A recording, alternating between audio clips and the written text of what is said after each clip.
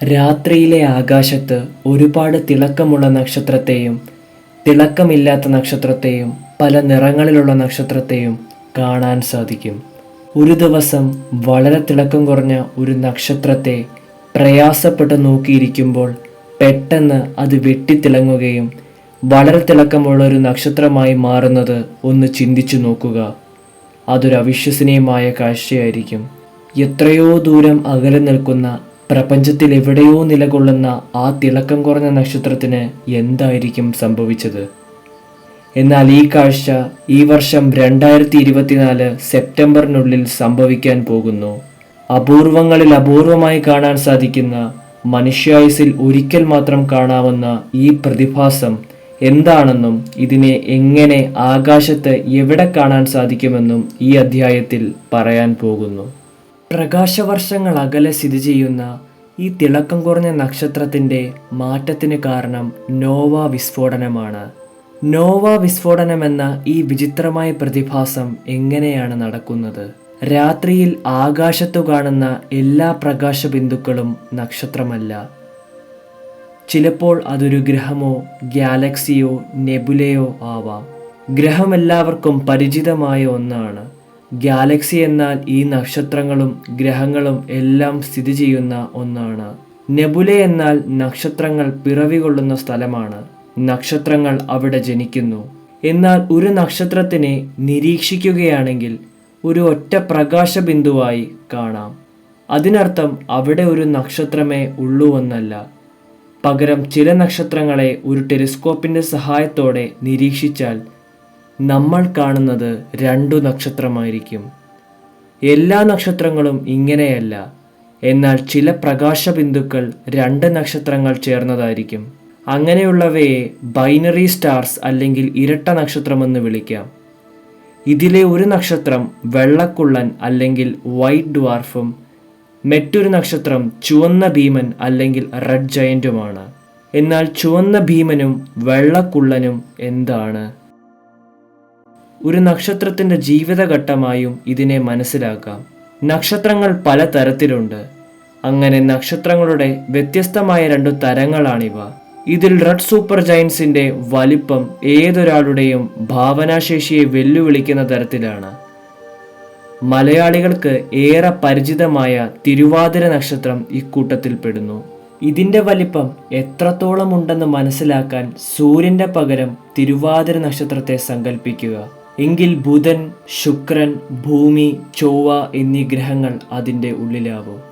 എന്നാൽ ചൊവ്വ വരെയുള്ള ദൂരം 22 കോടി കിലോമീറ്ററാണ്.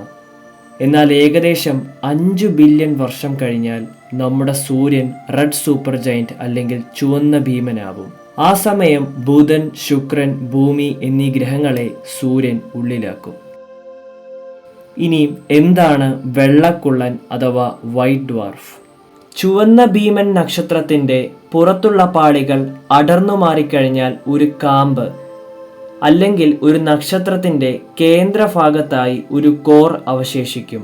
ഇവിടെ ഊർജോൽപാദനം നടക്കുന്നുണ്ടെങ്കിലും അത് ഏറെക്കാലം തുടരാൻ കഴിയില്ല. നല്ല ശോഭയോടെ ടെലിസ്കോപ്പിലൂടെ മാത്രം വെട്ടിത്തിളങ്ങിക്കാണുന്ന ഈ താരത്തെ വെള്ളക്കുള്ളൻ അല്ലെങ്കിൽ വൈറ്റ് ഡ്വാർഫ് എന്ന് പറയുന്നു. എന്നാൽ ഇതിൽ അത്ഭുതപ്പെടുത്തുന്ന ഒരു മാറ്റമുണ്ടാകുന്നു. അതായത് കാർബൺ എന്ന മൂലകം അതിൽ രൂപം കൊള്ളുന്നതുകൊണ്ട് വളരെ ഉയർന്ന താപനിലയിലും മർദ്ദത്തിലും കാർബൺ വജ്രം എന്ന രൂപത്തിലേക്ക് മാറുന്നു. അതായത് ഈ നക്ഷത്രങ്ങളിൽ ചിലതെങ്കിലും നക്ഷത്രക്കാമ്പ് പൂർണ്ണമായി വജ്രമായി മാറാനും സാധ്യതയുണ്ട്. വെള്ളക്കുള്ളന്മാർക്ക് ഭൂമിയോളം വലിപ്പം ഉണ്ടായേക്കും. ഈ വലിപ്പത്തിൽ ഒരു വജ്രത്തെ സങ്കല്പിച്ചു നോക്കൂ. ഇങ്ങനെ നക്ഷത്രക്കാമ്പ് വജ്രമായി മാറിയ നക്ഷത്രത്തിനെ ശാസ്ത്രജ്ഞർ കണ്ടെത്തുകയും ചെയ്തിട്ടുണ്ട്. ചുവന്ന ഭീമനും വെള്ളക്കുള്ളനും എന്താണെന്ന് വ്യക്തമായി മനസ്സിലാക്കിയെന്ന് പ്രതീക്ഷിക്കുന്നു. എന്നാൽ നോവ വിസ്ഫോടനം എന്തെന്ന് മനസ്സിലാക്കാൻ ഒരു കാര്യം കൂടി അറിഞ്ഞിരിക്കണം. എന്താണ് ചന്ദ്രശേഖർ ലിമിറ്റ് അല്ലെങ്കിൽ എന്താണ് ചന്ദ്രശേഖർ സീമ? വർഷങ്ങൾ നീണ്ടുനിന്ന ഗവേഷണത്തിന്റെ ഫലങ്ങൾ പുറത്തു വന്നിട്ട് അത് അംഗീകരിക്കപ്പെടാനും നോബൽ സമ്മാനം ലഭിക്കാനും 48 വർഷം കാത്തുനിൽക്കേണ്ടി വന്ന അവസ്ഥയെക്കുറിച്ച് ആലോചിക്കുക. ഇത്തരമൊരു അവസ്ഥയുണ്ടായത് പ്രസിദ്ധ ജ്യോതിശാസ്ത്രജ്ഞനായ സുബ്രഹ്മണ്യം ചന്ദ്രശേഖരന്റെ ജീവിതത്തിലാണ്. 1930കളിൽ നക്ഷത്രങ്ങളെക്കുറിച്ച് പഠനം നടത്തിയ അദ്ദേഹം വെള്ളക്കുള്ളൻ നക്ഷത്രങ്ങൾക്ക് ഉണ്ടാവുന്ന പരമാവധി ദ്രവ്യമാനം ഗണിതപരമായി കണ്ടെത്തി. സൂര്യന്റെ മാസിന്റെ 1.4 ഇരട്ടിയാണ് ഈ സംഖ്യ. ഈ ഭാരപരിധി നക്ഷത്ര പരിണാമത്തിൽ നിർണായകമാണ്. ഇതിനെ ചന്ദ്രശേഖർ ലിമിറ്റ് എന്ന് പറയുന്നു. 1.4 സൗരപിണ്ഡത്തിലും കൂടുതലാണെങ്കിൽ അവ വെള്ളക്കുള്ളന്മാരായി നിലനിൽക്കില്ല. അത്തരം നക്ഷത്രങ്ങൾക്ക് അടുത്ത ഘട്ടം അണുസംയോജന പ്രക്രിയകളിലേക്ക് മുന്നേറും. പിൽക്കാലത്ത് നടത്തിയ പഠനങ്ങളിൽ വെള്ളക്കുള്ളൻ നക്ഷത്രങ്ങൾക്ക് ഒന്നിന് പോലും ഈ പരിധിയിലപ്പുറം മാസ് കണ്ടെത്തിയിട്ടില്ല. ഇതിൽ നിന്ന് മനസ്സിലാക്കേണ്ടത് വെള്ളക്കുള്ളന്റെ മാസ് 1.4 സൗരപിണ്ഡത്തിൽ കൂടുതലാണെങ്കിൽ അതിന് ന്യൂക്ലിയർ ഫ്യൂഷൻ സംഭവിക്കുന്നു. ഇത്രയും കാര്യം മനസ്സിലായെങ്കിൽ നോവ വിസ്ഫോടനം എളുപ്പത്തിൽ മനസ്സിലാക്കാം. അധ്യായത്തിന്റെ ആദ്യ ഭാഗത്ത് പറഞ്ഞല്ലോ ഇരട്ട നക്ഷത്രങ്ങൾക്കാണ് ഈ വിസ്ഫോടനം സംഭവിക്കുന്നതെന്ന്. ഇതിലൊന്ന് ചുവന്ന ഭീമനും മറ്റൊന്ന് വെള്ളക്കുള്ളനുമാണ്. കാര്യം ഇത്രയേ ഉള്ളൂ. ചുവന്ന ഭീമൻ വെള്ളക്കുള്ളനോട് അടുത്തു വരുമ്പോൾ ചുവന്ന ഭീമന്റെ കുറച്ചു ഭാഗങ്ങൾ വെള്ളക്കുള്ളൻ വലിച്ചെടുക്കുന്നു. ഇനിയും നമ്മുടെ ചിന്ത പോകേണ്ടത് ചന്ദ്രശേഖർ ലിമിറ്റിലേക്കാണ്. ചന്ദ്രശേഖർ ലിമിറ്റ് പ്രകാരം 1.4 സൗരപിണ്ഡത്തിനേക്കാൾ കൂടുതൽ മാസ് ഒരു വെള്ളക്കുള്ളന് കിട്ടുമ്പോൾ അവയ്ക്ക് ന്യൂക്ലിയർ ഫ്യൂഷൻ സംഭവിക്കുന്നു. ഇവിടെ ചുവന്ന ഭീമന്റെ കുറച്ചു വസ്തുക്കൾ വെള്ളക്കുള്ളൻ വലിച്ചെടുക്കുമ്പോൾ വെള്ളക്കുള്ളന്റെ മാസ് ഇവിടെ 1.4 സൗരപിണ്ഡത്തിനേക്കാൾ കൂടുമ്പോൾ ചന്ദ്രശേഖർ ലിമിറ്റ് പ്രകാരം ഇവിടെ ന്യൂക്ലിയർ ഫ്യൂഷൻ സംഭവിക്കുന്നു. ന്യൂക്ലിയർ ഫ്യൂഷന്റെ ഫലമായി നക്ഷത്രത്തിന്റെ പുറംപാളിയിലുള്ള ഹൈഡ്രജൻ മുഴുവനും ഒറ്റയടിക്ക് ഹീലിയമായി വിസ്ഫോടനമുണ്ടാവുന്നു. അങ്ങനെ തിളക്കം കുറഞ്ഞ നക്ഷത്രങ്ങൾ ഇതു കാരണം വളരെ തിളക്കമുള്ള നക്ഷത്രമായി മാറുന്നു. ഇതിനെയാണ് നോവ വിസ്ഫോടനം എന്ന് പറയുക. നോവ വിസ്ഫോടനം വ്യക്തമായി മനസ്സിലാക്കിയെന്ന് പ്രതീക്ഷിക്കുന്നു. അങ്ങനെയെങ്കിൽ 2024 സെപ്റ്റംബറിന് മുൻപ് നോവ വിസ്ഫോടനം സംഭവിക്കാൻ പോകുന്നത് ഏതു നക്ഷത്രത്തിനാണ്? ഭൂമിയിൽ നിന്ന് 3000 പ്രകാശവർഷം അകലെ സ്ഥിതി ചെയ്യുന്ന ടി കൊറോണെ ബോറിയാലിസ് എന്ന ഇരട്ട നക്ഷത്രത്തിന് നോവ വിസ്ഫോടനം സംഭവിക്കുന്നു. ഇതിനെ എങ്ങനെ ആകാശത്ത് തിരിച്ചറിയാം? കൊറോണ ബോറിയാലിസ് എന്ന നക്ഷത്രക്കൂട്ടത്തിലാണ് ഈ നക്ഷത്രം. അതിനു മുൻപായി എന്താണ് നക്ഷത്രക്കൂട്ടം? അതായത് ഒന്നിലധികം നക്ഷത്രങ്ങൾ സാങ്കല്പികമായി നമ്മുടെ മനസ്സിൽ ചില രൂപങ്ങൾ സൃഷ്ടിക്കും.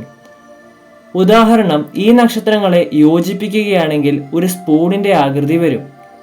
ഈ നക്ഷത്രങ്ങളെ യോജിപ്പിക്കുമ്പോൾ ഒരു വേട്ടക്കാരന്റെ ആകൃതി കിട്ടുന്നു. ഇങ്ങനെയുള്ള വ്യത്യസ്ത ആകൃതിയിൽ നക്ഷത്രങ്ങളെ വരച്ച് സങ്കല്പിക്കുന്നു. അതിൽ കിരീടത്തിന്റെ രൂപത്തിലുള്ള കൊറോണ ബോറിയാലിസ് എന്ന നക്ഷത്രഗണത്തിലാണ് ഈ നോവ വിസ്ഫോടനം സംഭവിക്കുന്നത്. ഇനിയും ഇതിനെ എങ്ങനെ ആകാശത്ത് കണ്ടെത്താം? കിരീടം എന്ന രൂപം വെച്ച് ഇതിനെ കണ്ടെത്തുക പ്രയാസമാണ്. ഇതിനെ സ്റ്റെല്ലേറിയം എന്ന ആപ്ലിക്കേഷൻ ഉപയോഗിച്ച് കണ്ടെത്താം. അല്ലെങ്കിൽ ഇവിടെ കൊടുത്തിരിക്കുന്ന ഈ ടേബിളിലെ സമയത്ത് ഇതിനെ കാണാൻ സാധിക്കും. ഇത് സ്റ്റെല്ലേറിയം ഉപയോഗിച്ച് കണ്ടെത്തിയതാണ്. ആവശ്യമുള്ളവർ ഇതിൻ്റെ സ്ക്രീൻഷോട്ട് എടുത്ത് സൂക്ഷിച്ചു വെക്കുക. കൊറോണ ബോറിയാലിസ് എന്ന നക്ഷത്രഗണത്തിലെ എല്ലാ നക്ഷത്രങ്ങളും തിളക്കക്കുറവാണ്. അതിലൽപ്പം പ്രകാശമാനമായത് അൽഫക്ക എന്ന നക്ഷത്രമാണ്. ഒരു നോവ വിസ്ഫോടനം നടന്നെങ്കിൽ നമുക്കതിനെ ഒരാഴ്ചയോളം കാണാം. അതായത് ഒരാഴ്ചയോളം തിളക്കത്തോടെ ആകാശത്ത് അത് ദൃശ്യമാകും. എന്നാൽ അത് തിളക്കം കുറഞ്ഞതിൽ നിന്ന് പെട്ടെന്ന് തിളക്കമുണ്ടാവുന്ന കൃത്യസമയം പറയുക അസാധ്യമാണ്. ഭാഗ്യമുണ്ടെങ്കിൽ എപ്പോഴും രാത്രി ആകാശത്ത് നോക്കുന്നവർക്ക് അത് കാണാം. ഏകദേശം 3000 പ്രകാശവർഷം അകലെ സ്ഥിതി ചെയ്യുന്ന നക്ഷത്രമാണിത്. ഇത്തരം നോവ വിസ്ഫോടനങ്ങൾ ശരാശരി 80 വർഷങ്ങളുടെ ഇടവേളയിലാണ് സംഭവിക്കുന്നതെന്ന് ഗവേഷകർ പറയുന്നു. അതായത് ഇനി ഇതുപോലൊന്ന് കാണാൻ 80 വർഷം കാത്തിരിക്കണം. 1946 ഇത് അവസാനമുണ്ടായത്. ബൂട്ടസ്, ഹെർക്കുലിസ് എന്നീ നക്ഷത്ര സംവിധാനങ്ങളുടെ ഇടയിലാണ് കൊറോണ ബോറിയാലിസ് സ്ഥിതി ചെയ്യുന്നത്. ഇതുപോലെയുള്ള ജ്യോതിശാസ്ത്ര ഇവന്റുകളെ പറ്റി അറിയുന്നതിനായി ചാനൽ സബ്സ്ക്രൈബ് ചെയ്യുക. വീഡിയോ ഇഷ്ടപ്പെട്ടെങ്കിൽ തീർച്ചയായും ലൈക്ക് ചെയ്യുക. ആസ്ട്രോണമിയുമായി ബന്ധപ്പെട്ട മറ്റൊരു വീഡിയോ വരുന്നതും വരെ ഗുഡ് ബൈ.